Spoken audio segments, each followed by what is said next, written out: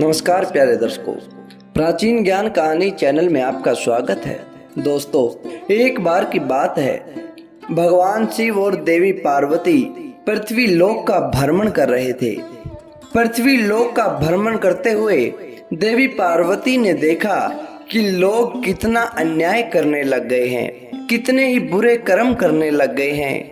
लोग जाने अनजाने कितने ही पाप कर्म करते हैं। यह देखकर देवी पार्वती का हृदय पिघल गया।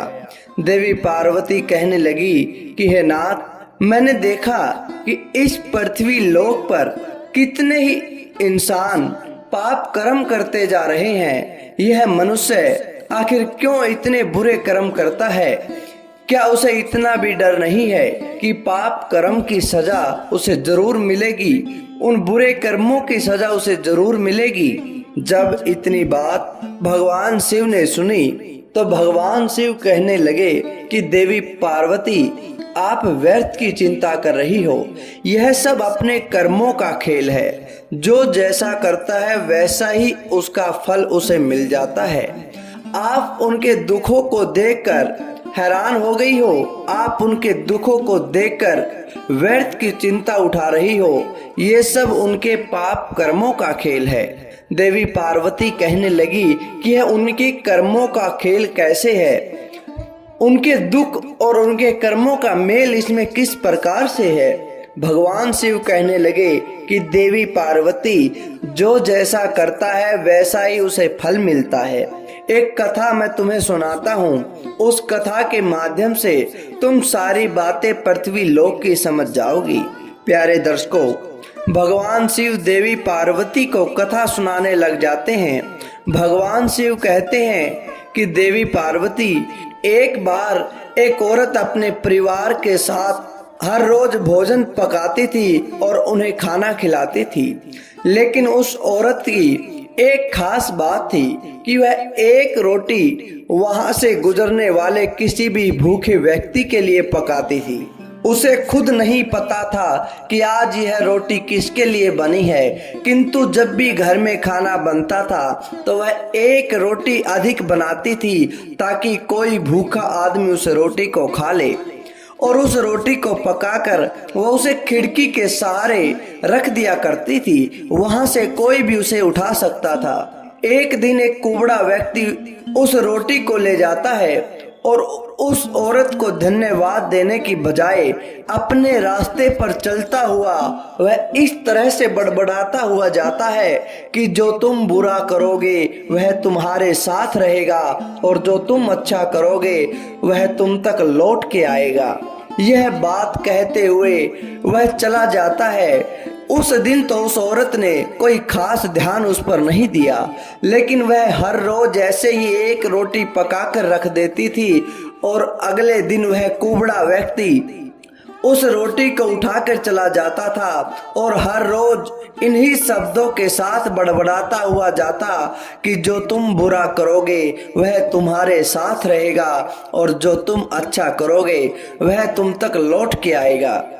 अब औरत हर रोज इसी बात को सुनती और सोचने लगती कि पता नहीं यह व्यक्ति क्या बोलता हुआ जाता है। वह उसकी इस हरकत से तंग आ गई थी। मन ही मन उसको कोसने लग गई थी कि कितना अजीब व्यक्ति है, ना तो कभी धन्यवाद देता है और न जाने क्या क्या शब्द बोलता हुआ जाता है, उसका पता नहीं क्या मतलब है। और मैं हर रोज उसके लिए रोटी भी रखती हूँ, किंतु उसे कभी भी मुझे आकर धन्यवाद नहीं कहा। एक दिन तो वह औरत बहुत ज्यादा क्रोधित हो जाती है। अब उसने निर्णय लिया कि मैं इस कुबड़े से छुटकारा पाकर ही रहूंगी और उसने इस हद तक कार्य कर दिया कि उस रोटी में उसने जहर मिला दिया। वो हर रोज उसके लिए एक रोटी बनाती थी, किंतु वह उसका धन्यवाद देने की बजाय उसको न जाने तरह तरह के शब्द कहकर जाता था। वह उन्हें समझ नहीं पाती थी। भगवान शिव कहते हैं कि देवी पार्वती, उस औरत ने उस कुबड़े व्यक्ति से छुटकारा पाने के लिए अब उस रोटी में जहर मिला दिया जैसे ही उसने रोटी को खिड़की पर रखने की कोशिश की, अचानक उसके हाथ कांपने लगे, हाथ रुक गए और वह सोचने लगी कि हे भगवान, ये मैं क्या अनर्थ करने जा रही हूँ। केवल उनके शब्दों पर मैं ये अनर्थ कर रही हूँ कि वो न जाने क्या क्या बोल रहा है। अगर उसने मेरा धन्यवाद नहीं किया तो क्या हुआ? क्या मैं उसे जान से ही मार दूँ? उसने वह रोटी चूल्हे की आंच में जला दी और फिर से एक ताजा रोटी बनाई और खिड़की के सहारे रख दी। हर रोज की तरह वह कुबड़ा व्यक्ति आया, खिड़की से रोटी लेकर जाने लगा और कहने लगा कि जो तुम बुरा करोगे वो तुम्हारे साथ रहेगा और तुम अच्छा करोगे वह तुम तक लौट के आएगा। यही बड़बड़ाता हुआ वो चला गया। इस बात से वह बिल्कुल बेखबर थी कि अब वह आगे क्या करेगा और क्या नहीं। वह कुबड़ा भी नहीं जानता था कि उस महिला के दिमाग में उसके प्रति क्या चल रहा है और क्या नहीं। भगवान शिव कहने लगे कि देवी पार्वती, हर रोज जब वह महिला खिड़की पर रोटी रखती थी तो वह भगवान से अपने पुत्र की सलामती मांगती थी, अपने पुत्र के लिए अच्छी सेहत मांगती थी, घर वापसी के लिए प्रार्थना करती थी, जो बहुत दिनों पहले अपने सुंदर भविष्य के निर्माण के लिए कहीं परदेश में चला गया था। कई महीनों से उसके पुत्र की कोई खबर नहीं थी। ठीक उसी शाम उसके दरवाजे पर एक व्यक्ति ने दस्तक दी। वह दरवाजा खोलती है तो हैरान हो जाती है, अपने बेटे को अपने सामने खड़ा हुआ देखती है। उसने देखा कि उसका बेटा बिल्कुल पतला और दुबला हो गया था, उसके कपड़े फटे हुए थे और वह भूखा भी था। भूख से वह कमजोर हो गया था। जैसे ही उसने अपनी माँ को देखा, कहने लगा कि माँ, कितने दिनों के बाद तुम्हें देखा है। यह तो आज एक चमत्कार ही हो गया कि अगर मैं आज यहाँ पर हूँ, शायद हो ना हो मैं शायद आपको देख भी नहीं पाता। उसकी माँ कहने लगी कि बेटा ऐसा क्या हो गया जो तुम ऐसी बातें कर रहे हो, तुम्हारी तो हालत बिल्कुल खराब हो गई है। उसका बेटा कहने लगा कि माँ, आज जब मैं घर से 1 मील की दूरी पर था, मैं इतना भूखा प्यासा था कि मैं वहां पर गिर गया।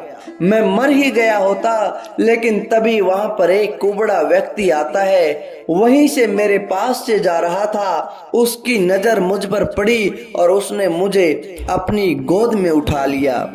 भूख के मारे मेरे प्राण निकल रहे थे। मैंने उससे कुछ खाने को मांगा तो उसने निसंकोच अपनी एक रोटी मुझे यह कहकर दे दी कि मैं हर रोज यही खाता हूँ, लेकिन आज मुझसे ज्यादा तुझे जरूरत है, तुम इसको खा लो और अपनी भूख को तृप्त कर लो।